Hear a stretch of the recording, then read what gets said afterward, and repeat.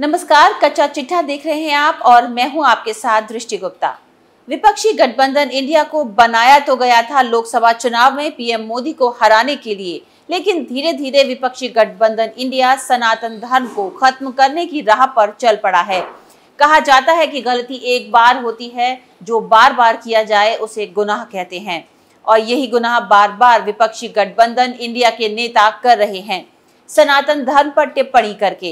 लेकिन इस बार तो हद ही हो गई। कांग्रेस के विधायक ने ऐसा कुछ कह दिया कि जिसके चारों तरफ कांग्रेस के साथ साथ विपक्षी गठबंधन की थू-थू हो रही है। हिंदुओं की आस्था के सबसे बड़े प्रतीक अयोध्या में बन रहे राम मंदिर को लेकर कांग्रेस विधायक की बातों से साफ तौर पर इशारा मिल रहा है कि राम मंदिर का उद्घाटन विपक्षी नेताओं को पसंद नहीं आ रहा है, क्योंकि कांग्रेस की अगर बात करें तो कांग्रेस एक धर्म विशेष को अपना वोट बैंक मानती है और उनके खिलाफ तो जाने का सपने में भी नहीं सोच सकती है। लेकिन धर्म के आधार पर राजनीति की जो नींव कांग्रेस की तरफ से रखी गई है, वो अब उन्हीं पर हावी हो रही है। एक तरफ कांग्रेस मुसलमानों का वोट पाने के लिए लाखों जतन कर रही है, तो वहीं दूसरी तरफ हिंदुओं का वोट बैंक कट न जाए, इसके लिए फेक हिंदुत्व का दिखावा भी बखूबी कर रही है। लेकिन अब कांग्रेस उन्हीं मुसलमानों के खिलाफ साजिश कर रही है जिन मुसलमानों को वो अपना वोट बैंक बताती है। क्या है पूरा माजरा, इसी का कच्चा चिट्ठा आज खोलेंगे।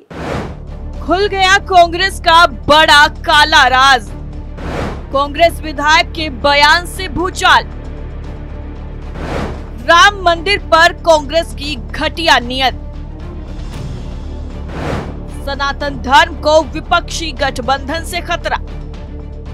विपक्षी गठबंधन इंडिया में शामिल पार्टियों के नेताओं ने ऐसा लगता है कि अब अपना पूरा मन ही बना लिया है कि वो सनातन धर्म पर टिप्पणी करके ही अपनी राजनीतिक नैया को पार लगाएंगे। इसीलिए वो बार बार सनातन धर्म पर टिप्पणी करके अपनी और अपनी पार्टी की विचारधारा को सबके सामने रख रहे हैं। लेकिन फिर भी उनको लगता है कि वो सनातन धर्म पर लगातार अभद्र और अमर्यादित टिप्पणी करेंगे और लोग फिर भी उन्हीं को वोट देंगे। तो विपक्षी पार्टियों की ये सबसे बड़ी गलतफहमी है, क्योंकि अयोध्या में बन रहे राम मंदिर से हर किसी को खुशी हो रही है। सुप्रीम कोर्ट के फैसले को मुसलमानों ने कबूल करके उनमें रजामंदी दी थी, लेकिन कांग्रेस पार्टी अपनी घटिया राजनीति से बाज नहीं आ रही है। इसी का ताजा उदाहरण कर्नाटक कांग्रेस के विधायक ने पेश कर दिया है और ये भी साबित कर दिया है कि वक्त भले ही बदल जाए, लेकिन कांग्रेस के राजनीतिक हथकंडे नहीं बदलने वाले हैं। दरअसल शिवसेना उद्धव गुट के नेता मुखिया उद्धव ठाकरे के अयोध्या में बन रहे श्री राम मंदिर में को लेकर दिए गए बयान के बाद अब एक और कांग्रेसी नेता ने बम धमाके की आशंका जताई है। कर्नाटक के कांग्रेस विधायक बी आर पाटिल ने कहा है कि राम मंदिर पर लोकसभा चुनावों से पहले हमला हो सकता है। बी आर पाटिल का ये वीडियो भारतीय जनता पार्टी की तरफ से साझा किया गया है।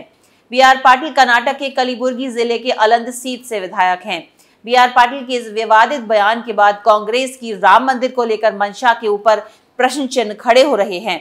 बी आर पाटिल का जो वीडियो सामने आया है, उस वीडियो में वो कहते हैं कि आगामी लोकसभा चुनाव में मोदी को जिताने के लिए वो लोग राम मंदिर में धमाका करेंगे और इसका दोष मुस्लिमों पर डाला जाएगा, जिससे हिंदू वोट इकट्ठा हो। ऐसे नेता इस तरह के बयान देकर ये जताना चाहते हैं कि जिन भी आतंकी घटनाओं में अपराधी मुस्लिम निकल जाते हैं, असल में उन्होंने कुछ नहीं किया होता है और वो फंसाए गए होते हैं। याद कीजिए पुलवामा में जिस आतंकी हमले में 40 सीआरपीएफ जवान बलिदान हो गए थे, उन्हें लेकर भी इसी तरह की बातें की गई थी। लेकिन ये बयान कांग्रेस के विधायक की तरफ से दिए जाने के बाद सियासी गलियारों में कई तरह की चर्चाएं होने लगी हैं कि आखिर कांग्रेस की राजनीतिक रणनीति क्या है। क्या कांग्रेस सिर्फ दो समुदायों के बीच में खाई पैदा करके अपना वोट बैंक मजबूत करना चाहती है, या फिर कांग्रेस अपने किए का दोष मुसलमानों पर डालना चाह रही है।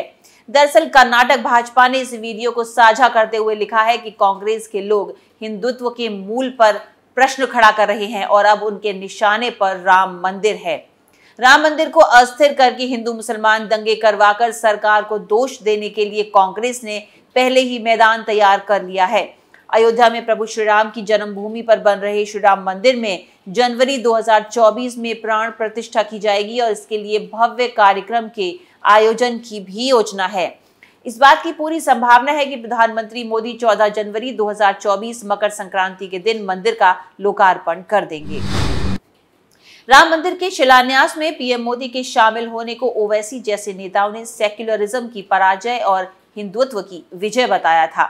जहां राम मंदिर देश के करोड़ों हिंदुओं की आस्था का केंद्र है, वहीं विपक्षी दल इसे राजनीति में खींचने में जुटे हैं और मंदिर के लिए अनिष्ट की भविष्यवाणियां कर रहे हैं। इससे पहले उद्धव ठाकरे ने कहा था कि राम मंदिर के उद्घाटन के पश्चात करोड़ों हिंदू पूरे देश से दर्शन के लिए जाएंगे और इस दौरान कोई गोधरा जैसा कांड हो सकता है।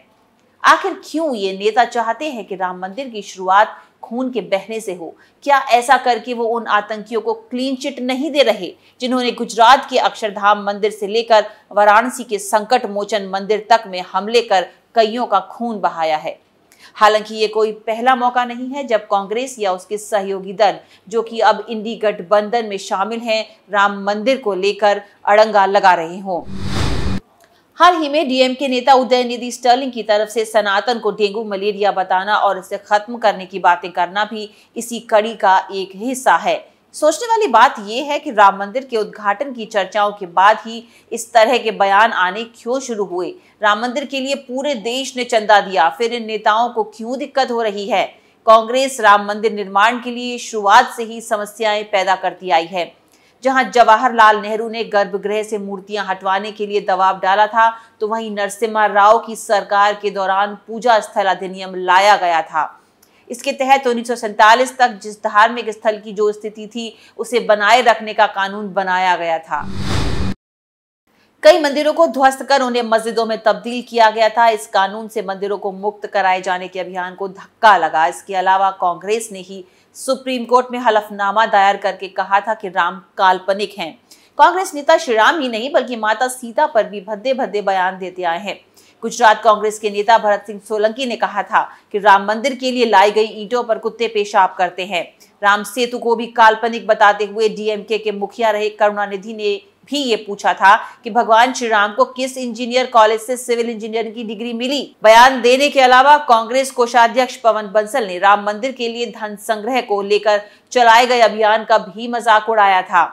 पवन बंसल ने कहा था कि उनसे राम मंदिर को लेकर चंदा मांगा गया था, लेकिन उन्होंने नहीं दिया।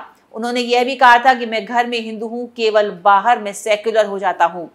मंदिर उद्घाटन के बाद लोकसभा चुनाव भी होना है। ऐसे में कोई आश्चर्य नहीं होना चाहिए अगर हिंदू विरोधी बयानबाजी और बढ़ती हुई दिखे।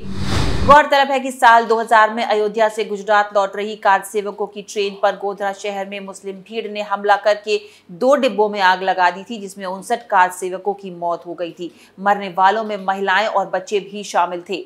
हत्यारों में मुस्लिम भीड़ थी। फिर आज भाजपा राम मंदिर में बम ब्लास्ट करवाएगी जैसी बातें करके उन्हें क्लीन चिट नहीं दे रही।